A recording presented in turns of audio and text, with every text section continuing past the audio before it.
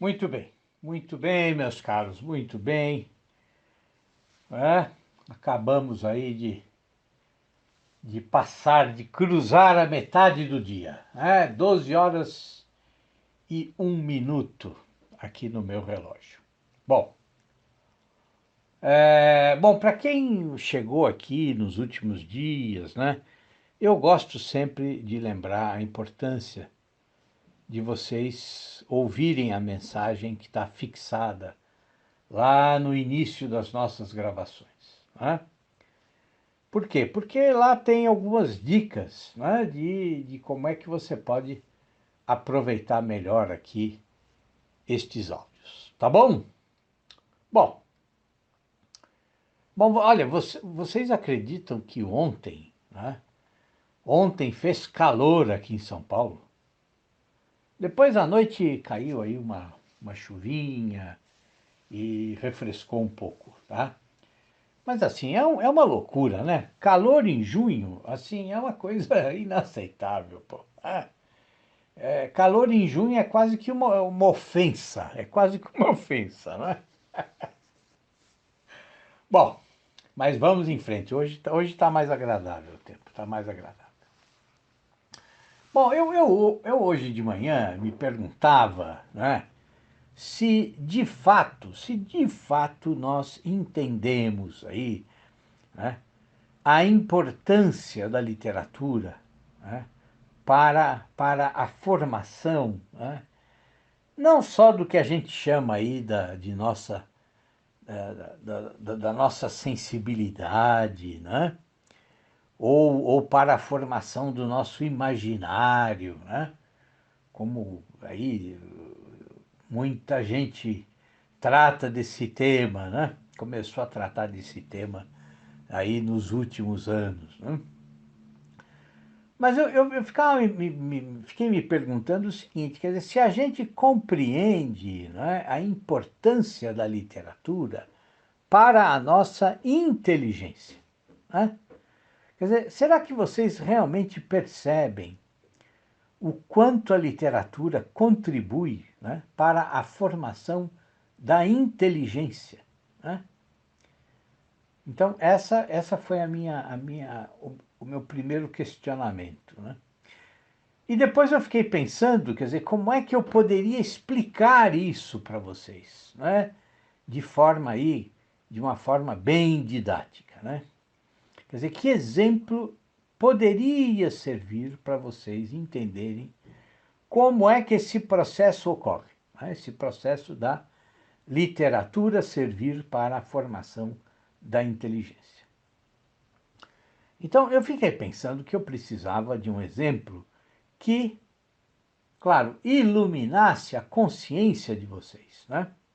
Quer dizer, consciência não aí só no sentido daquela percepção do que é moralmente certo ou errado, né? Mas no sentido daquele conhecimento que permite que a gente vivencie, né? Experimente, né? Ou compreenda aspectos, partes, né? Ou a totalidade do que ocorre no nosso mundo interior, no nosso eu, né? Então veja, então eu vou usar aqui um exemplo, né? Um exemplo que vai iluminar ou que pretende iluminar a consciência de vocês por meio, claro, por meio da imaginação, né? E assim, a imaginação, vocês sabem, é uma força incrível, né?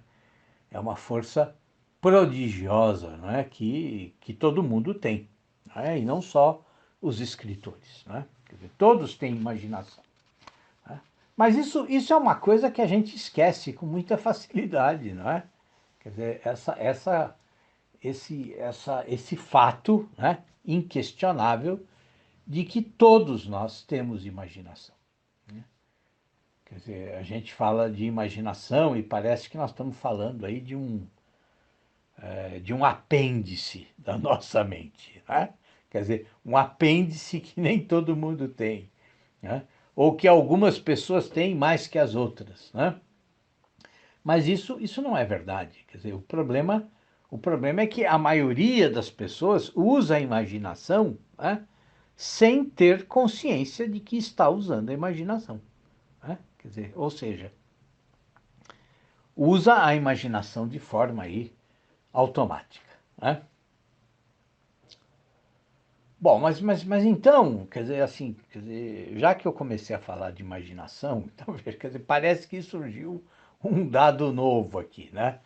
Nessa minha reflexão. Quer dizer, eu estava falando de um exemplo para compreender a importância da literatura na formação da nossa inteligência, né? E aí, então, eu disse que o melhor seria usar um exemplo, né? Por quê? Porque o exemplo iluminaria a consciência de vocês, né? E aí eu disse que esse exemplo iria iluminar a consciência de vocês por meio da imaginação, né? E que todos têm imaginação, mas que muita gente não tem consciência disso, ou seja, usa a imaginação de forma mecânica, sem saber que está usando a imaginação. Bom, então, quer dizer, eu percebo aqui que, quer dizer, talvez seja melhor, né? Antes de tudo, para ser bem didático, quer dizer, antes de falar da literatura, quer dizer, falar um pouquinho a respeito da imaginação, não é? Bom, quer dizer, para falar da imaginação, quer dizer, assim, melhor do que ficar explicando aí a imaginação, né, em termos teóricos, né, em termos filosóficos, ou em termos psicológicos, né? Quer dizer, o melhor é sempre um exemplo, não é verdade? Então vejam, então, antes do exemplo, para explicar como a literatura contribui para a nossa inteligência, eu vou dar outro exemplo, tá bom? Um exemplo que explique o que é a imaginação e como ela atua, tá certo? Bom, então vamos lá, né? Vou contar aí uma história para vocês, tá? Não é a história do Chapeuzinho Vermelho, né? Ou da Cinderela, né? Mas é uma história curiosa. Eu vou me esforçar para contar uma história interessante, tá? Aliás, assim, quer dizer, toda vez que eu lembro da Cinderela, sabe, né, eu lembro do nome dessa história em espanhol, né, que é La Cenicienta, né? Ou seja, a coberta de cinzas, né? Quer dizer, e o espanhol é lindo, né? O espanhol tem uma musicalidade que sempre me encantou, né? E claro, que literatura riquíssima, né? Nós aqui no Brasil, a gente deveria prestar mais atenção ao mundo de língua hispânica, né? Quer dizer, nós prestamos muita atenção aí nos ingleses, nos norte-americanos, nos franceses, né? E damos as costas aí a essa língua incrível que é o espanhol, né? Bom, vocês vão me desculpar por esse desvio, né? Mas é que assim, é que Cenicienta, né? Bom, isso é uma palavra linda, né? E é muito mais musical do que borralheira, né? Borralheira. Quer dizer, ainda que borralha tem aí um sentido bem amplo, né? Quer dizer, não quer dizer apenas cinza, mas também se refere aí, tem uma das acepções de borralha é a poeira da estrada, né? A borralha da estrada, né? Bom, e também borralha, quer dizer, essa cinza, né? Ela também quer dizer fofoca, né? Mexerico, né? Mas acontece que esse dígrafo aí, né? Esses dois R's, bom, eles forçam muito o aparelho fonológico, né? E cenicienta não, né? Cenicienta é uma palavra que flui sem esforço, né? Tem uma musicalidade bem mais agradável, né? Bom, Mas, enfim, chega de enrolação, né? Vamos contar o exemplo aí, vamos entrar nessa questão da imaginação, né? Então, vejam, essa nossa história, né, ela aconteceu há uns 60, né, ou 70 anos, tá? É uma história recente, então, né? Quer dizer, tinha um operário, né, um metalúrgico aí de uma antiga fábrica da minha cidade natal, né? Uma indústria que já fechou, né? Que chamava-se Vigorelli, né? E esse operário, por diversos motivos, né? Ele acabou perdendo o pouco que ele tinha, né? As dívidas foram se acumulando, né? Por causa do jogo do baralho, das bebidas, das prostitutas, né? Enfim, ele levava uma vida completamente desregrada, né? E ele realmente perdeu tudo, né? Perdeu inclusive a família, né? Quer dizer, ele tinha lá uma mulher, 5 filhos, né? E a mulher catou as crianças e saiu de casa, largou ele, né? Porque não aguentou toda aquela loucura do que era viver com esse sujeito, né? Bom, e uma noite, né, ele ficou desesperado, né, quando ele percebeu o buraco em que ele estava, né, e ele então decidiu se matar, né? Decidiu se matar e arrumou uma corda, né, e a ideia dele era se enforcar, né, mas não se enforcar de qualquer maneira ou em qualquer lugar. Ele queria que a cidade toda visse, pelo menos, aí o resultado do seu suicídio, né? Quer dizer, ele tinha essa coisa um pouco exibicionista, né? Então ele foi lá, né? Pegou a corda e foi para um jardim que ainda existe lá na minha cidade, tá? Aquele um jardim que tem ali na praça do fórum, né? Bom, e lá tem umas figueiras antiquíssimas, né? Que ficam ali bem de frente ao mosteiro de São Bento. Bom, então o nosso operário preparou tudo, né? Mediu a distância lá entre um dos galhos e o chão, né? Amarrou a extremidade da corda no galho, né? E depois a outra extremidade ele fez o laço, colocou o laço no pescoço e se preparou para pular, né? Bom, mas aconteceu o seguinte, quer dizer, entre o momento que ele envolveu o pescoço com a corda, né, e o momento do salto, né, do salto no vazio, né, ele teve um instante de hesitação, né? E nesse instante de hesitação, quer dizer, no silêncio ali daquela madrugada quente, né? Bom, aconteceu uma coisa inesperada, né? Assim, uma leve brisa, né, trouxe até ele o perfume das roseiras que eram plantadas ali no jardim, né? Bom, e quando ele sentiu o perfume, né, quer dizer, o que aconteceu? O perfume das rosas desencadeou uma série de lembranças nele, né? Lembranças da infância, né? De quando ele era criança, quando ele era menino, morava com os pais, né? E a mãe dele tinha uma roseira no quintal, né? Uma roseira de que ela cuidava com extremo carinho, né?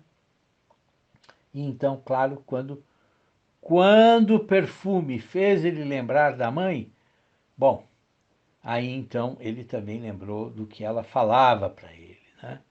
Do carinho dela, da dedicação dela para a família, né? De tudo que ela ensinou para ele, né?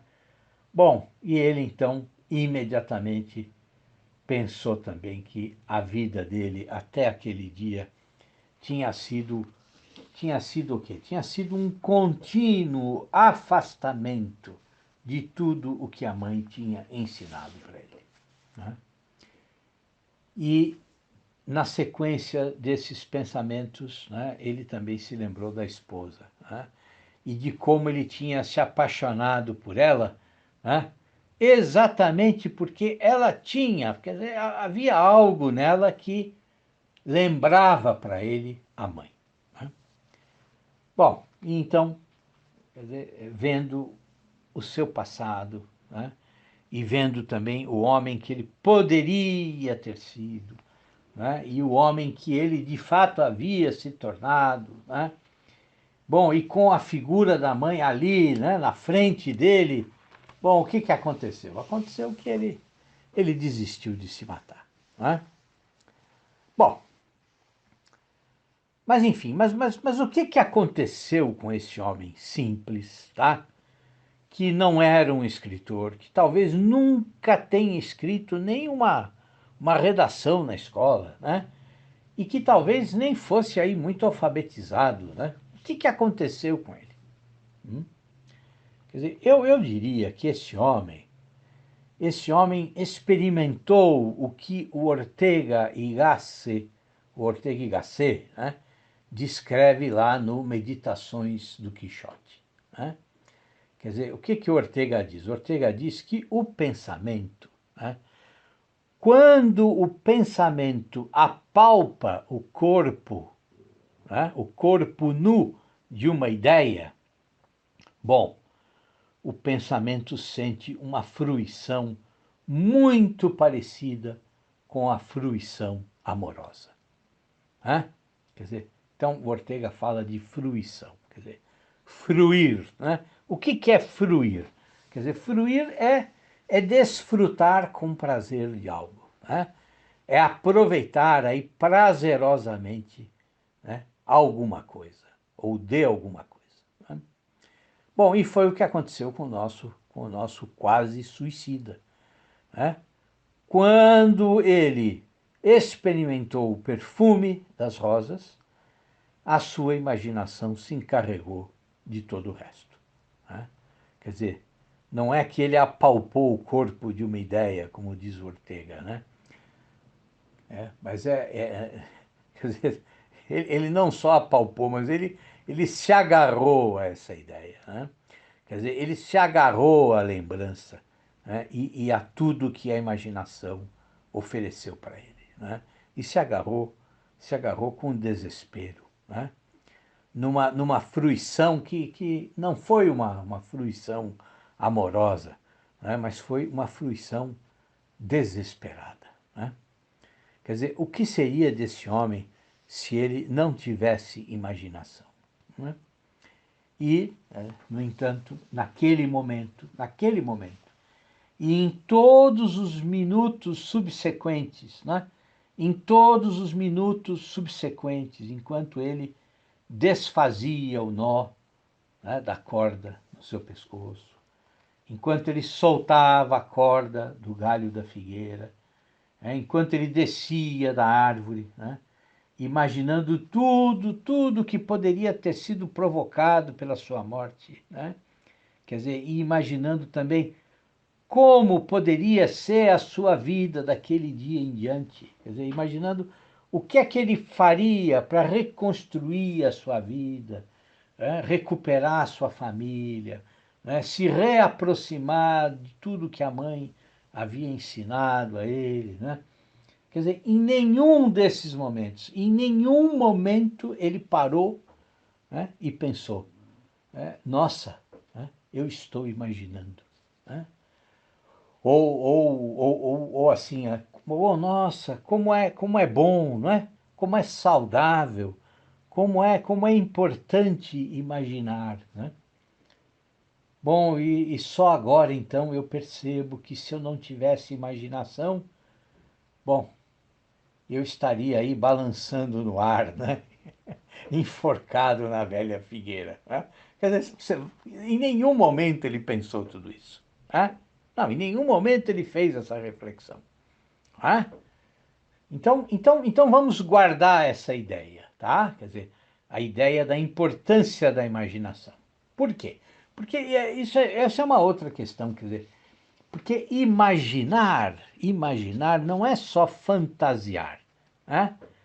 Não é só aí você conceber mundos apartados da realidade, né? Não, quer dizer, mas a imaginação, ela como que recombina os elementos, né? que eram ou que surgiram como representações sensíveis, né? Ou seja, quer dizer, se ela recombina esses elementos, então o que nós estamos dizendo? Quer dizer, eu estou dizendo que ela ordena esses elementos, né? E a ordenação desses elementos, a partir da nossa memória, bom, é um passo essencial do conhecimento, né? Quer dizer, é como se a imaginação dominasse as nossas ideias, né? Exatamente porque ela tem esse poder de organizar e reorganizar tudo da forma que ela quiser, tá? Então, é nesse sentido que a imaginação é realmente uma força, tá? E assim, é uma força que foi estudada por vários filósofos, né? Filósofos das mais diferentes escolas, né? Agora, o que é importante perceber também é perceber que a imaginação não opera no vazio, né? O que eu quero dizer com isso? Quer dizer, se a mente não estiver saturada de realidade, né? Ou seja, saturada de experiências, né, que você viveu, ela não terá elementos para imaginar. Ou seja, ela não terá elementos para combinar e recombinar, tá?